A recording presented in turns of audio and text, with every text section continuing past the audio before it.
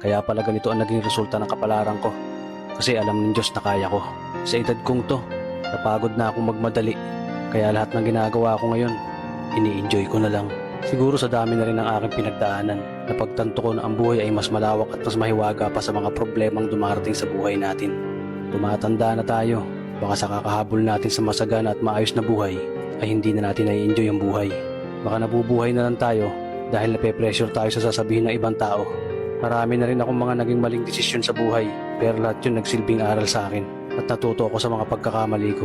May mga taong sobra nating mamahalin at bibigyan ng halaga, pero ibabalik lang sa atin ay kabiguan at matinding trauma. Kaya wag nating lilingunin ng mga taong tulad nila dahil mas payapa kapag hindi ka na interesadong malaman pa kung ano pang balita sa kanila. At wag mong idepende ang sarili mo sa kahit kanino. Tandaan mo, kahit sarili mong anino, iiwan ka din nito kapag madilim na ang paligid mo. Kailangan natin matutunan na huwag ikumpara ang sarili natin sa iba dahil hindi natin laban ang laban nila. Karera mo to, di nila karera. Dahil ang buhay ay hindi naman nasusukat sa kung sino ang mayaman, kundi kung sino ang payapa.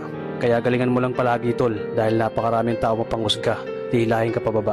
At lagi mo tong tatandaan na makakatanggap ka lang ng papuri mula sa kanila kapag patay ka na.